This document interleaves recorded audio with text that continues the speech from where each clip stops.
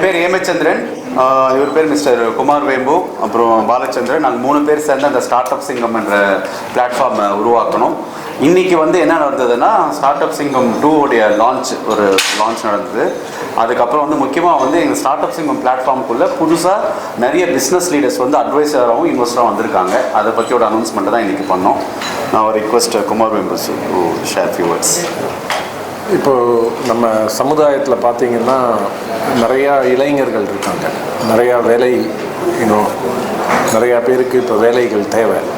அப்போ இந்த வேலைகள்லாம் இப்போ இந்த ஏஐ மாதிரி தொழில் மாற்றங்கள்லாம் வருது அப்படின்னா அதில் ஒரு விஷயம் என்னென்னா நிறையா சிறு பிஸ்னஸ் வரும். அதாவது இப்போ டெக்னாலஜி கம்பெனி எல்லாமே நிறையா பேர் பெருசாக 1 லட்சம் பேர் 10 லட்சம் பேர் வேலை செய்கிறாங்கன்றதுலேருந்து நிறையா 5 பேர் கம்பெனி, 10 பேர் கம்பெனி, 20 பேர் கம்பெனி அது மாதிரி வரும்.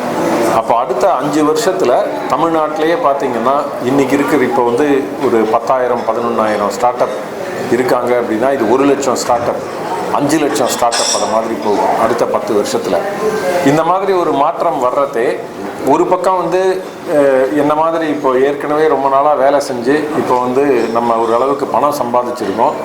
ஆனால் உடலோ மனதோ நம்ம இறங்கி வேலை செய்கிறதுக்கு இடம் கொடுக்காது.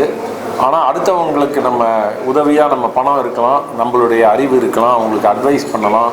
அந்த மாதிரி நிறையா ஏற்கனவே பணம் சம்பாதித்தவர்கள் இருக்காங்க. இப்போ எப்படி நம்ம இந்த நிறையா பேர் ஸ்டார்ட் அப் ஆரம்பிக்கிறாங்க, அவங்களுக்கு அனுபவம் கிடையாது. அவங்க ஒரு ஸ்டார்ட் அப் ஃபெயில் ஆகிறதுக்கு இன்றைக்கி 1000 காரணங்கள் இருக்குது. ஆனால் அது சக்ஸஸ் ஆகிறதுக்கு ஒரே ஒரு பாதை தான் இருக்குது. இந்த 1000 தப்பில் ஏதாவது ஒரு 3-4 தப்பை பண்ணினாங்கன்னா அந்த தப்புலேருந்து மீளறதுக்கே அவங்களுக்கு நேரம் ஆகும். அப்போ ஒரு ஸ்டார்ட் அப்போட சக்ஸஸை அதிகப்படுத்துறதுக்கும் அந்த ஸ்டார்ட் அப்போட ஸ்கேல் எவ்வளவு சக்ஸஸ் ஆகிறாங்கன்ற ஸ்கேலை அதிகப்படுத்துறதுக்கும் சரியான நேரத்தில் சரியான அட்வைஸ், சரியான பணம் இது தேவையாகுது. இப்போ நம்ம ஸ்டார்ட் அப் சிங்கமோட பிளாட்ஃபார்மோட நோக்கமே இப்போ எல்லா ஊர்லேயும் ஸ்டார்ட் அப் ஃபவுண்டர்ஸ் இருக்காங்க. அவங்களுக்கு எல்லாருக்குமே ஒரு நெட்வொர்க் இருக்காது, யார்கிட்ட போய் அட்வைஸ் கேட்கணும்னு தெரியாது. அப்போ நிறையா பேரை பார்த்தா தான் இவங்க தான் நம்மளுக்கு சரியான அட்வைஸராக இருப்பாங்க, இவங்க தான் நமக்கு சரியான இன்வெஸ்டராக இருப்பாங்கன்னு தெரியும். அப்போ ஒரு ஸ்டார்ட் அப் பாயிண்ட் ஆஃப் வியூவில் அவங்களால நிறையா இன்வெஸ்டர், நிறையா அட்வைஸரை குறைந்த காலத்தில் மீட் பண்ண முடியணும்.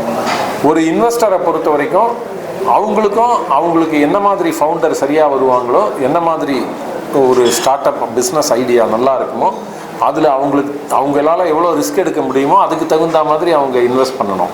அவங்களும் அதிகமான ஸ்டார்ட் அப்பை குறைந்த நேரத்தில் பார்த்தா தான் அவங்கள்ட்ட இருக்கிற பணத்தை வேகமாக இன்வெஸ்ட் பண்ண முடியும்.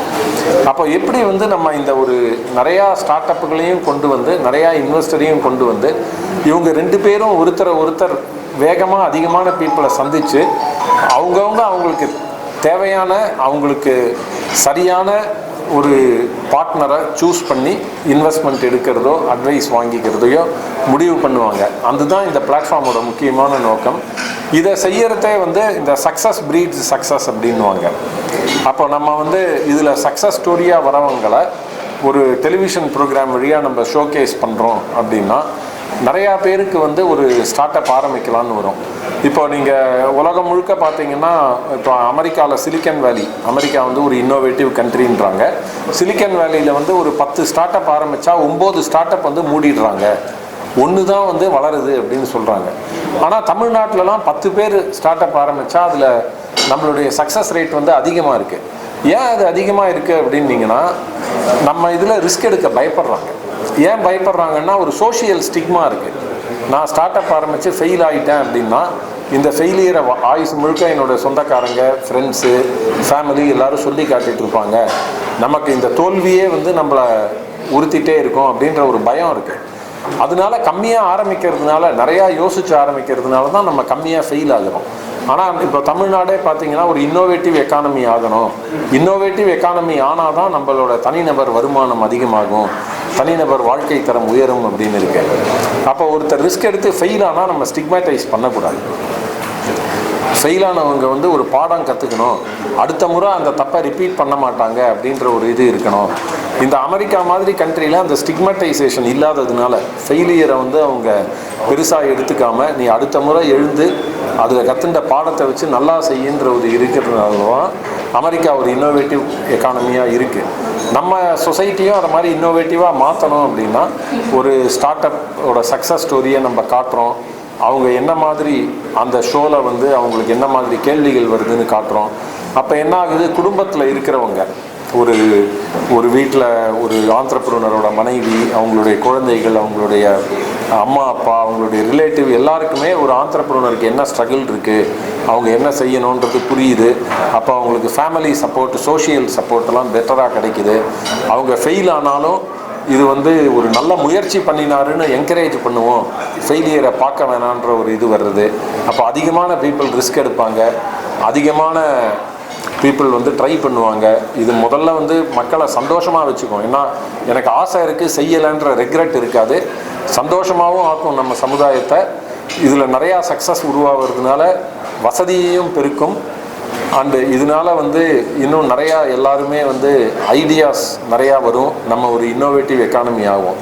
இதுதான் நம்ம ஒரு ஸ்டார்ட் அப்புக்கு இன்வெஸ்ட்மெண்ட் கிடைக்கணுன்றதை விட ஒரு பெரிய கோல் வந்து சமுதாயத்தில் வந்து ஒரு ஆண்டர்ப்ரனரல் மைண்ட் செட், ஒரு இன்னோவேட்டிவ் மைண்ட் செட் கொண்டு வரணுன்றது இந்த ப்ரோக்ராம் வழியாக நம்மளுடைய முக்கியமான நோக்கம். இதில் ரொம்ப சந்தோஷமான விஷயம் என்னென்னா, நிறையா பேர் ஃபஸ்ட்டு டைம் HNI பணம் இருக்கிறவங்க நிறையா பேர் வந்து நானும் ஸ்டார்ட் அப்பில் இன்வெஸ்ட் பண்ணுறேன்னு வராங்க. அதே மாதிரி நிறையா பேர் வந்து ஸ்டார்ட் அப் ஆரம்பிக்கிறதுக்கு வராங்க. அது ரொம்ப சந்தோஷமாக இருக்குது.